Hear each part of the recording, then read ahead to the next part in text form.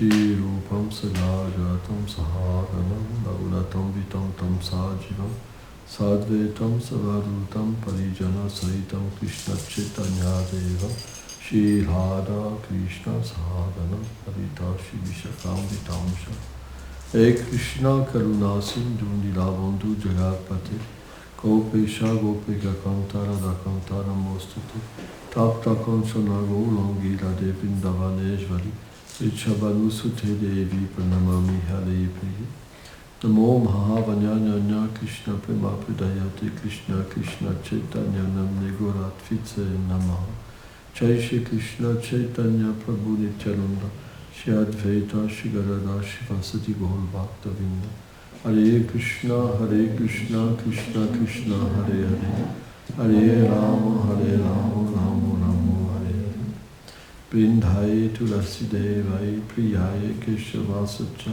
Krishna Bhakti Pati Devi Satyavate Namo Namaha Vanchakalpatarubhyacha Kripa Sindhubhyacha Patitanam Pavanebhyo Vaishnavebhyo Namo Namaha.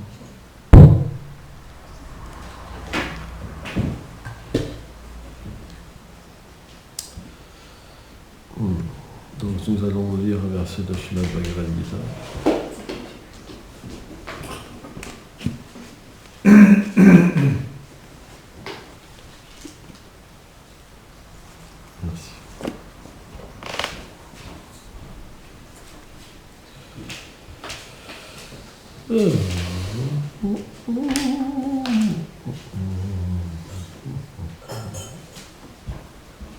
Ok. Deuxième chapitre, verset 43. Page 102. 102.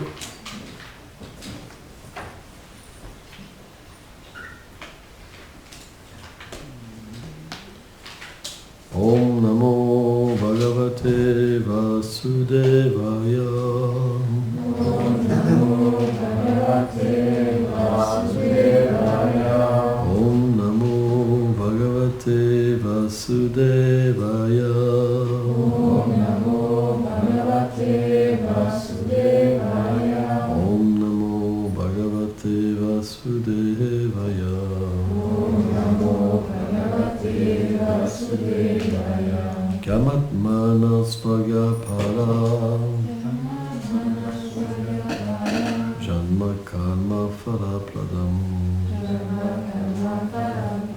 Tiya Vishesha Bahulam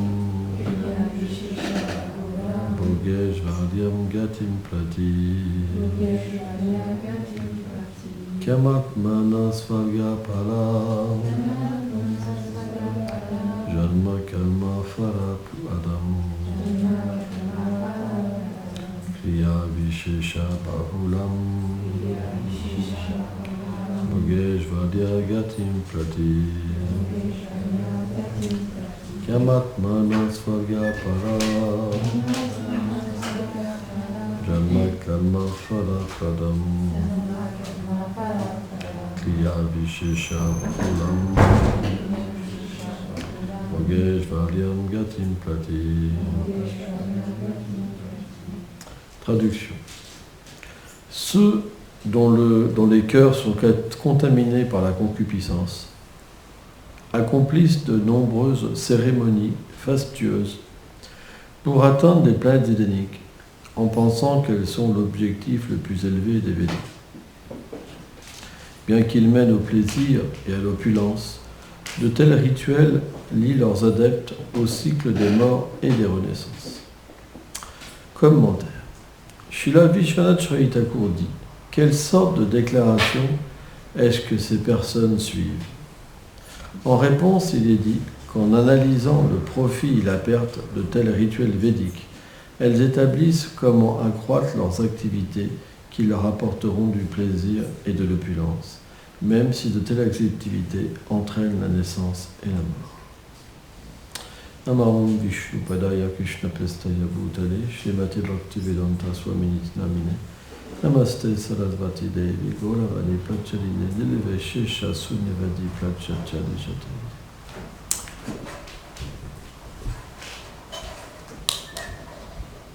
Alors, c'est difficile à comprendre. Parce que le Seigneur, dans certaines Écritures,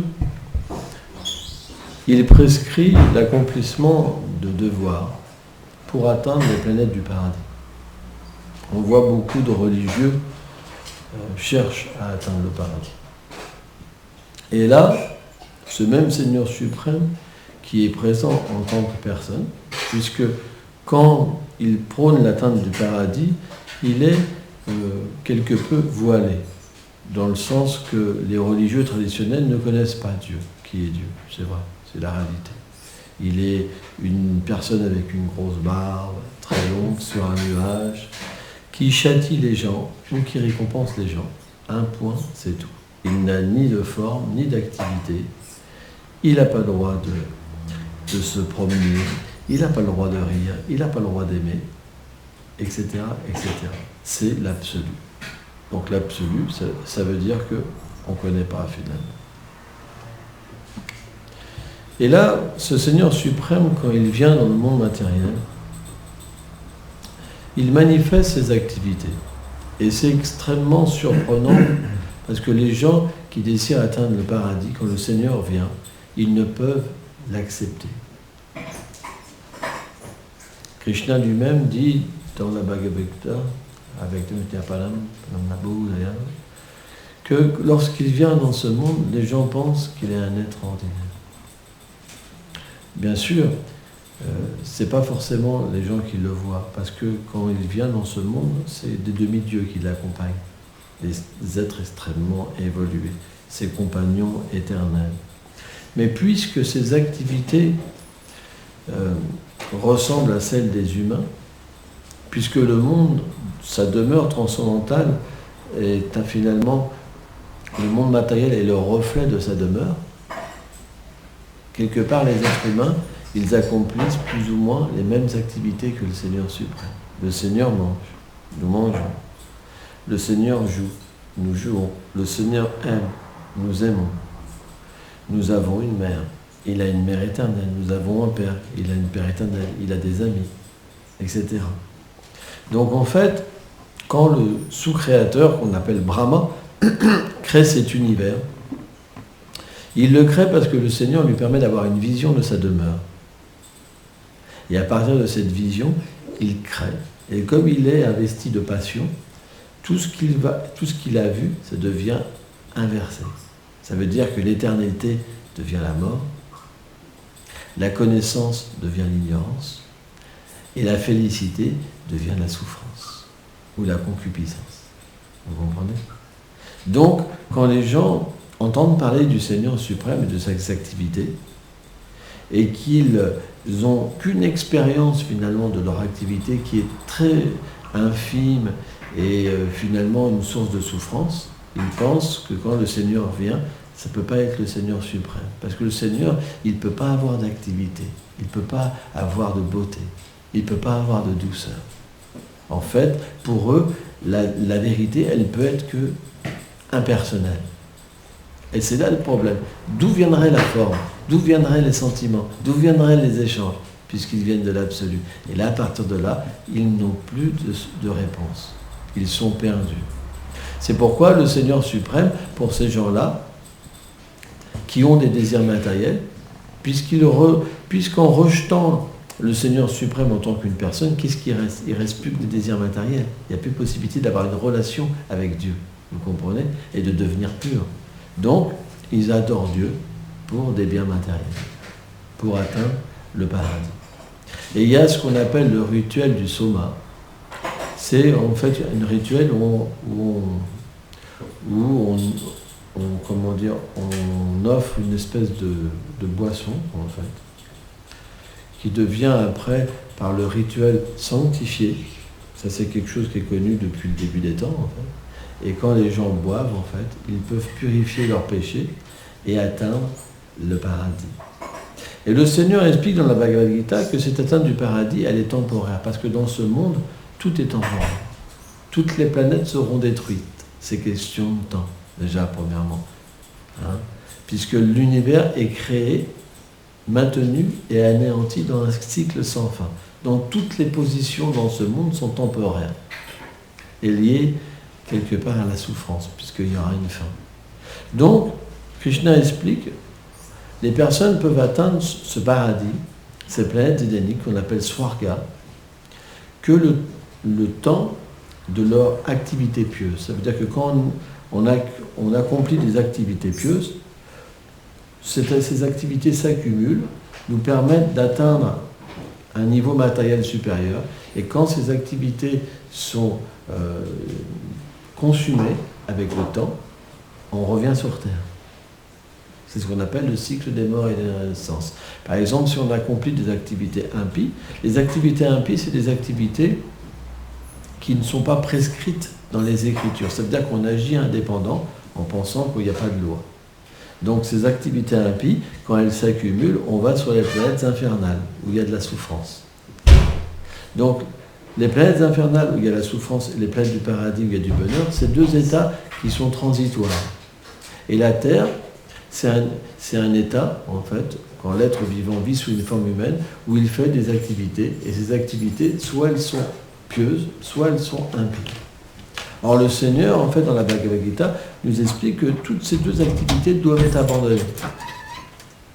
Et c'est pour ça qu'il vient, parce qu'il dit, en fait, en le servant, on n'accomplit pas d'activité pieuse ni matérielle, puisque quand on sert le Seigneur suprême d'une manière pure, en comprenant son nom, sa forme, ses attributs, ses divertissements, on accomplit le service de dévotion. Et le service de dévotion, c'est lié à l'âme, pas à la condition temporaire liée avec le corps, mais à la condition éternelle. Puisque dans le royaume de Dieu, en fait, au-delà des univers matériels, l'être vivant a aussi une relation avec le Seigneur suprême. Donc quand il accomplit le service de dévotion en chantant ses noms, en servant la déité, en accomplissant des services, pour son plaisir, en fait, il détruit les réactions d'activité pieuse et impie, et il peut réaliser graduellement sa relation avec le Seigneur suprême, et atteindre en fait des doux sentiments d'amour. Ce qu'on appelle le rasa, finalement, c'est le moment où l'être vivant, par l'accomplissement de son service de dévotion, il peut avoir une vision de lui-même par la vision, en fait, du Seigneur suprême. Et à ce moment-là, il peut servir dans un corps spirituel le Seigneur suprême. Tant qu'on n'est pas arrivé là, on est une âme conditionnée. Et on accomplit des activités qui ont un fruit matériel. C'est pourquoi, sans comprendre le nom du Seigneur, sa forme, ses attributs, ses activités, on est ce qu'on appelle un karmi, quelqu'un qui vit dans l'action intéressée. Ça veut dire qu'il vit lié par le corps, par la fausse conception. Le corps, on devra l'abandonner. Vous comprenez? Donc c'est pourquoi le but des Védas est de faire connaître Krishna. Il le dit lui-même dans la Bhagavad Gita. Pourquoi? Parce que tant qu'une personne ne connaît pas la nature du Seigneur suprême, il ne peut pas connaître sa propre nature. Parce que c'est en étudiant le Seigneur suprême qu'il éveille sa véritable nature transcendantale.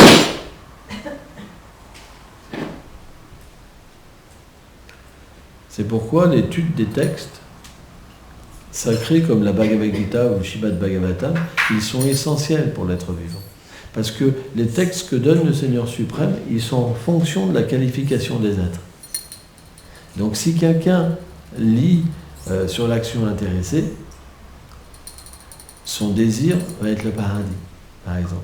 Si quelqu'un lit sur la connaissance impersonnelle, son but sera de se libérer de ce monde. Mais l'atteinte de plaisir matériel ou l'atteinte de la libération, qui n'est pas liée en relation avec la forme, les attributs et les divertissements du Seigneur, ne donne que des fruits temporaires. C'est pourquoi, bien que le Seigneur donne ses écritures, parce que des gens ont des qualifications différentes, et certaines personnes rejettent le fait que le Seigneur a une forme, et rejettent leur propre réalité, le Seigneur donne aussi la véritable conception. Et c'est ce qu'on appelle la pure connaissance spirituelle. En fait, Krishna dit de cette connaissance qu'elle est la reine. elle est la plus élevée, elle est la plus confidentielle. Parce que cette connaissance, elle permet de le connaître. Donc c'est pourquoi on doit étudier. Là, on doit étudier une connaissance qui traite du service de dévotion. Parce que sans ça, le désir d'avoir une relation avec le Seigneur suprême ne peut pas apparaître dans nos cœurs. Or, le Seigneur réciproque avec le désir de l'être. C'est pas qu'il force l'être vivant. Les Védas expliquent que le Seigneur a une qualité, c'est qu'il ne force jamais personne. Il est réciproque avec l'être vivant, avec son désir. C'est très important de comprendre. Ne pensons pas que les êtres sont séparés du Seigneur. C'est simplement leur désir qui font qu'ils sont séparés du Seigneur. Le Seigneur est dans le cœur de chaque atome, dans le cœur de chaque être, entre chaque être vivant. Il est partout présent, dans son aspect de l'âme suprême, par exemple. Donc, c'est simplement lui qui nous permet de l'oublier. C'est lui, parce que c'est notre désir. Par exemple, prenons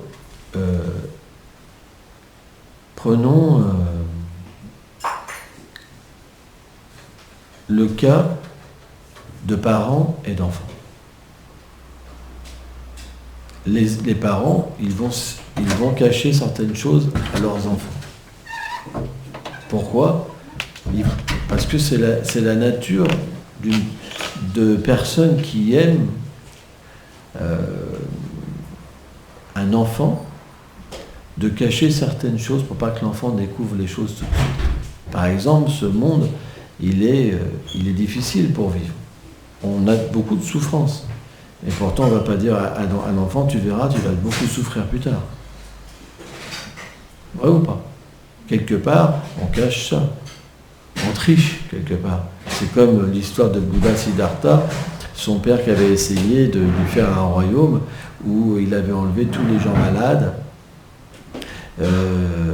tous les gens qui étaient vieux, pour le préserver de toute peur et de tout mauvais présage, etc.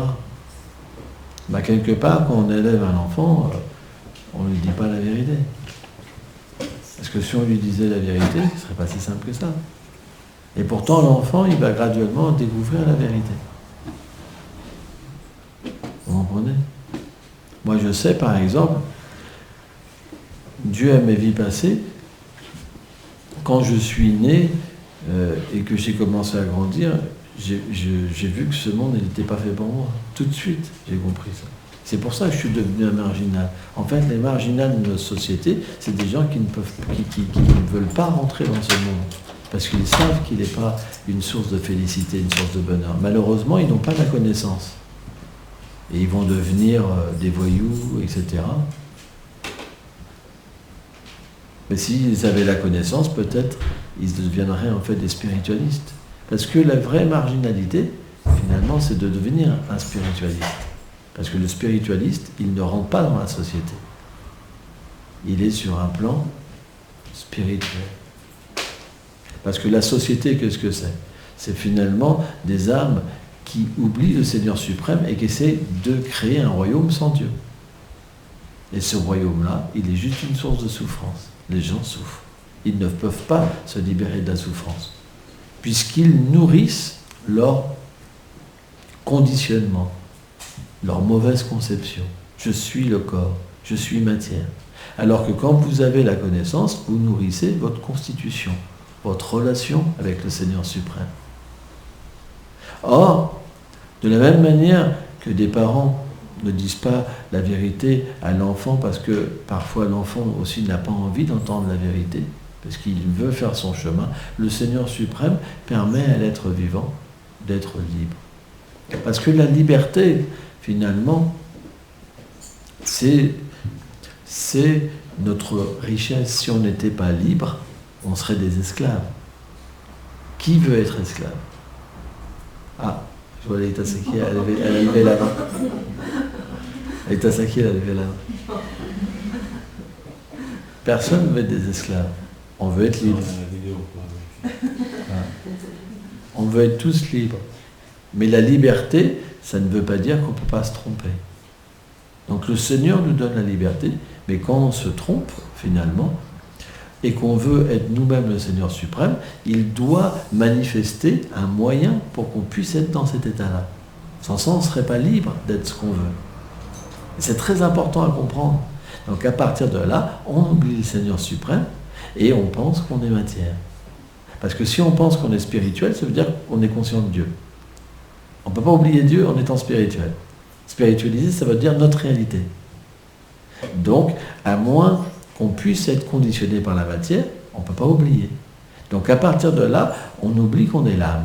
Mais l'âme, Krishna explique dans la Bhagavad Gita, elle ne peut pas être tuée, elle ne peut pas tuer, elle ne peut pas être mouillée, elle ne peut pas être brûlée, elle ne peut pas être coupée, elle est antimatière. Donc elle se retrouve dans une situation où elle commet des activités, elle a les réactions de ces activités, bonnes ou mauvaises, donc parfois elle peut, comme dans un rêve, être tuée, poursuivie, ou elle peut, être heureuse. Mais finalement, quand elle se réveille, tout ça, c'est juste un état qui est illusoire. Et bien, de la même manière, une vie, c'est comme un rêve. On quitte le corps. Quand vous allez voir votre grand-mère quitter votre corps, le corps, il devient désintéressant parce que l'âme, elle part. Et elle reprend une autre vie. Et pourquoi on a toutes ces vies? C'est simplement pour nous permettre de revenir à lui. Donc ce cycle des morts et de renaissance, finalement, il est simplement un état où le Seigneur nous permet d'avoir la liberté totale. Et une fois qu'on a la connaissance, on n'a plus envie d'être dans cette illusion-là.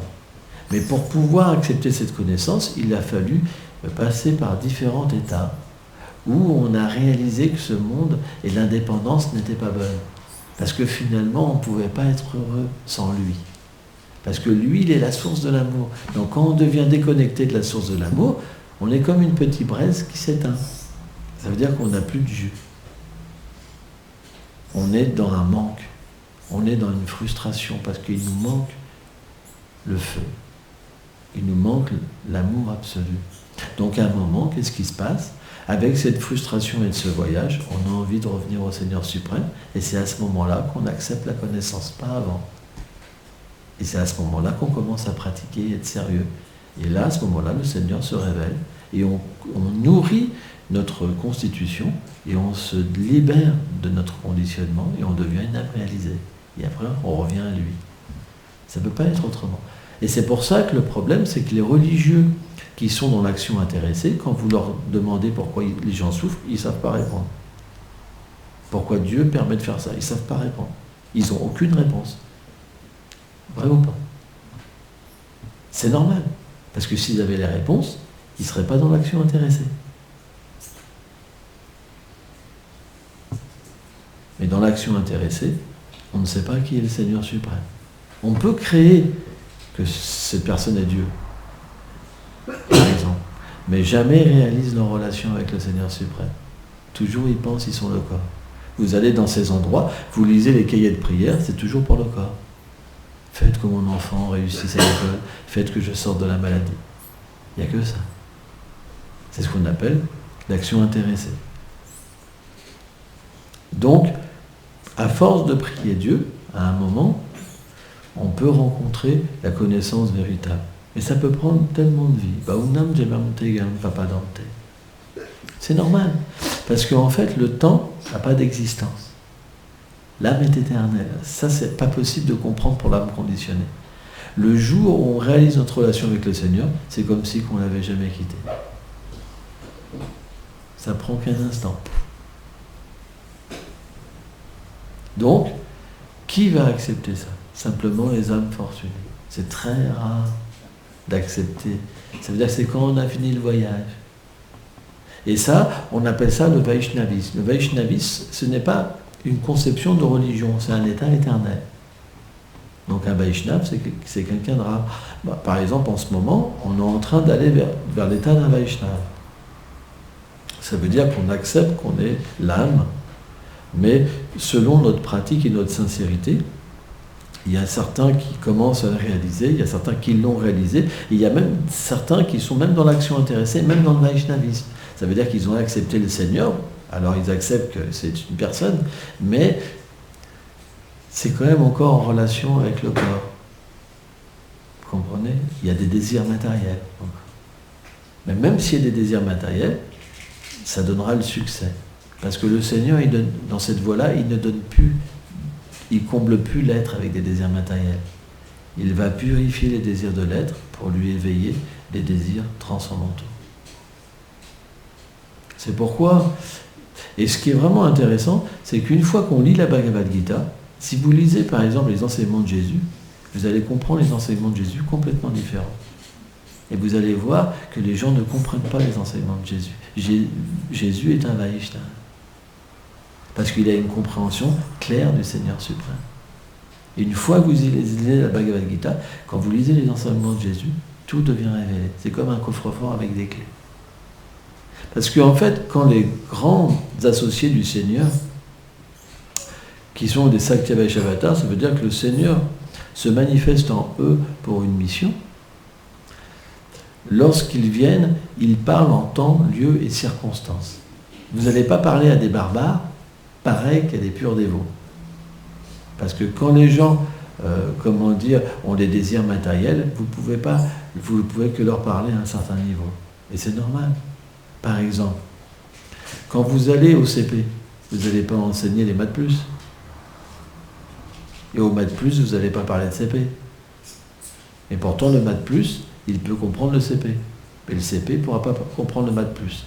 Donc l'être vivant, quand il erre dans le cycle des morts et renaissance, il évolue. Ça veut dire qu'il se purifie graduellement des couches matérielles. Et cette connaissance et cette relation avec Dieu, il l'emporte avec lui vie après vie jusqu'à atteindre l'état parfait.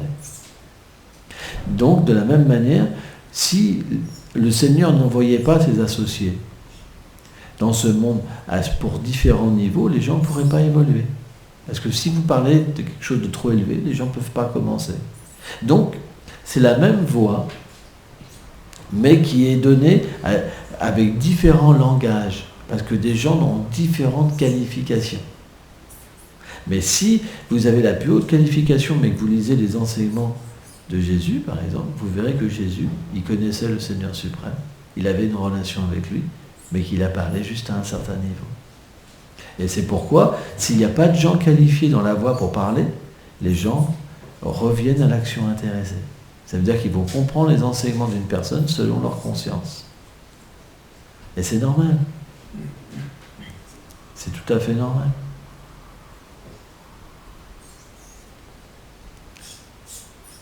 En fait, si on suit correctement les enseignements de Jésus, on peut atteindre la planète de Jésus, où Jésus est situé, dans le monde matériel. Et là, on peut progresser et comprendre et devenir un Vaishnava. Parfois, le Seigneur permet aux gens d'atteindre cette connaissance directement. Parfois, le Seigneur permet aux gens de l'atteindre indirectement. Tout est possible. Est-ce que tu veux dire pas indirectement ? Indirectement, ça veut dire qu'on peut aussi renaître sur un plan supérieur. Sur les planètes, par exemple, des grands sages. Et là, sur les planètes des grands sages, comme c'est des âmes réalisées, ils transmettent alors un savoir, et comme on a une conscience plus élevée et un corps adapté, on peut comprendre des choses plus profondes.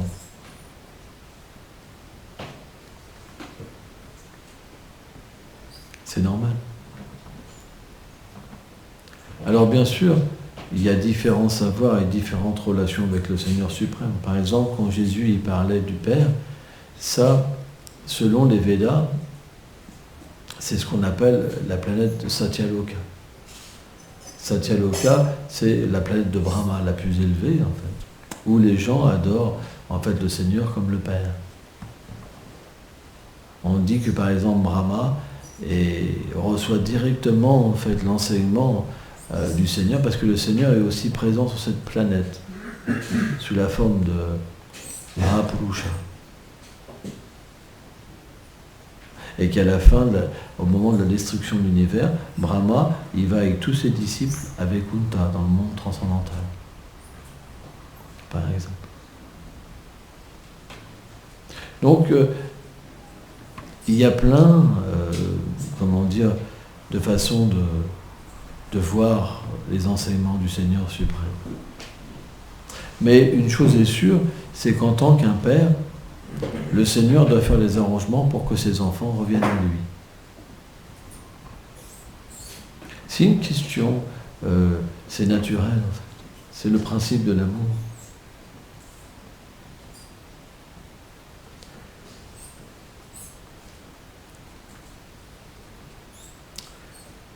Voilà. Si vous avez des questions.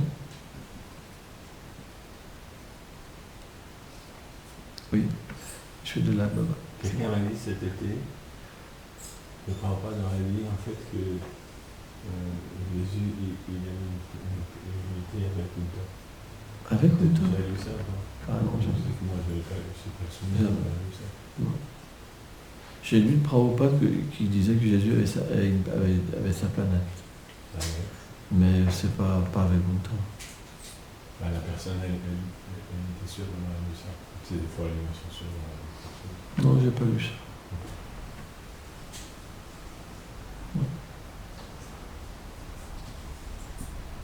Après,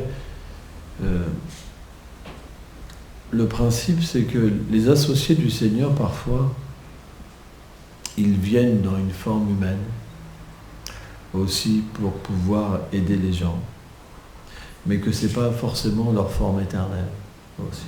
Parce qu'ils ont les pouvoirs mystiques, ils peuvent prendre la forme qu'ils désirent, en fait, pour aider les êtres vivants. Ok. Mais on sait que nos acharyas ont expliqué que Jésus était un Vaishnava, mis en pouvoir par le Seigneur suprême. En fait, quand on dit Sakti Vaishnavatar, ça veut dire que c'est le Seigneur qui donne le pouvoir à l'être vivant. Donc, on peut dire quelque part que c'est pas différent du Seigneur et à la fois différent. Parce que ça reste un être séparé du Seigneur suprême, c'est pas le Seigneur lui-même. Par exemple, quand Jésus dit qu'il fait un avec le Seigneur, c'est le principe du yoga. Moi, le Père et moi, nous sommes un. C'est le principe du gourou, c'est le principe du yoga. Ça ne veut pas dire que Jésus est Dieu. Parce qu'il a dit aussi, mon Père est plus grand que moi. Et il prie aussi le Seigneur pour que, par exemple, quand il y a le principe, quand il a été pour rendre le fait que Lazare reprenne vie, il a prié le Seigneur suprême. Il aurait été le Seigneur suprême, il n'aurait pas prié de faire ce miracle, par exemple. Ça serait bizarre comme truc, vous comprenez? La personne qui donne tout ne va pas se prier lui-même pour avoir le pouvoir, vous comprenez? Mais en fait, ce qui se passe, c'est que le Sakti Vaishnavatar est tellement puissant, parce que le Seigneur le met en pouvoir, que les gens ordinaires, ils l'adorent comme Dieu, vous comprenez? Parce que Jésus, quand il a dit, par exemple, pendant la tempête, d'arrêter, le temps a tout de suite changé. Ça, c'est des pouvoirs mystiques, par exemple. Mais si on regarde Bhrigu Muni, par exemple, il a ramené à la vie une armée entière, pas juste Lazare. Une armée de millions de personnes. Juste avec un mantra. Vous comprenez? Donc il y a des gens extrêmement puissants dans l'univers. Les pouvoirs de Jésus, ce qu'il a fait voir, c'est tout petit par rapport à ce qu'on connaît dans les Védas. Parce que sur les planètes supérieures, il y en a qui montrent des pouvoirs beaucoup plus grands encore. Brahma, par exemple, qui a une jiva aussi, une âme, il crée l'univers tous les jours. Quand il se réveille le matin, il remanifeste une partie de l'univers tous les jours. C'est des pouvoirs qui sont inconcevables. Donc ce que Jésus a montré, c'est tout petit par rapport au Véda.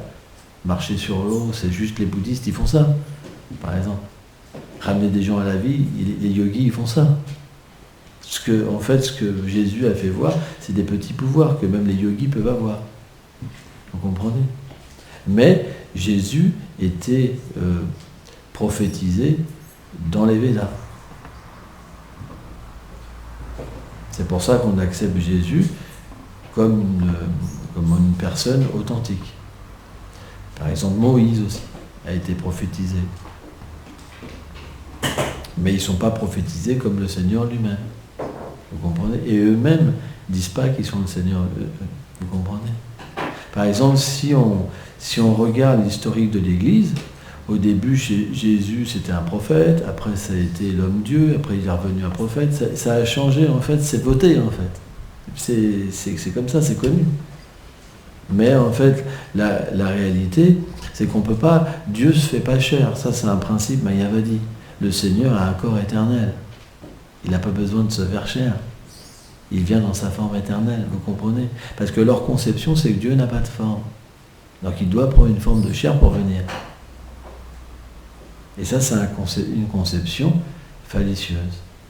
Parce que le Seigneur a une forme transcendantale, éternelle. Ses associés aussi. Donc quand il vient, son monde se manifeste avant, ses associés viennent, et il vient, et il manifeste ce qu'on appelle ses lilas, ses doux divertissements. Dire que le Seigneur a un corps de chair, c'est une grande offense, en fait. C'est un concept complètement matériel. Le Seigneur n'a pas de forme, vous comprenez? Il ne peut pas se montrer aux gens. Lui qui crée tout, voilà. On ne sait pas comment il crée, qu'est-ce qui se passe, et puis il n'a pas le droit de venir, de toute façon. Si vous avez une propriété au Brésil, ou si vous avez envie de voyager au Brésil, vous y allez. Pourquoi le Seigneur suprême qui crée tout ne pourrait pas venir sur la terre dans sa forme éternelle? Ça, ils ne peuvent pas comprendre. C'est ce qu'on appelle l'ignorance. Donc quand ils ont une conception de Dieu, ils disent que Dieu se fait chair. Mais c'est pas possible. La chair ne peut pas contenir le Seigneur suprême. La chair, c'est immonde. C'est des éléments impurs. Vous comprenez? Le Seigneur a un corps, il est illimité, il contient toute la création en lui. Il n'a pas besoin de devenir la création. La création matérielle, c'est une énergie, inférieure.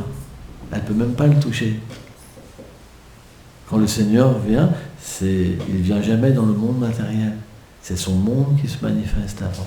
Et après, il vient comme dans un théâtre, pour manifester ses activités, pour que les gens puissent avoir conscience. Parce que quand on parle du Seigneur suprême, on devient pur. Parce que lui-même et la connaissance de lui ne sont pas différentes. Et à ce moment-là, on peut éveiller notre relation éternelle avec lui. C'est pour ça qu'il vient. C'est la raison pourquoi il vient, c'est par amour. Et aussi pour accomplir certains divertissements qu'il ne fait pas dans son monde à lui. Par exemple, bien qu'il n'est non né, il semble prendre naissance. Pourquoi? Parce que ses parents éternels, Nanda Maharaj et Mahashoda, il leur permet de ce moment-là d'avoir une relation avec lui en tant qu'enfant, petit, et d'avoir des divertissements spéciaux. Donc c'est pour ça qu'il est toujours dans un univers matériel, en train de libérer les gens et en train aussi de donner une affection particulière à ses dévots. Et à la fois, il est aussi présent dans ses demeures, différentes demeures, parce qu'en fait, il est infini. Bien qu'il soit un, il peut prendre les formes illimitées. Et ça dépasse. Qui peut comprendre ça? Donc les gens sont perdus. Vous comprenez? C'est pourquoi on doit étudier sur le Seigneur pour briser, pour chasser l'ignorance. Ok. Jai. Jai.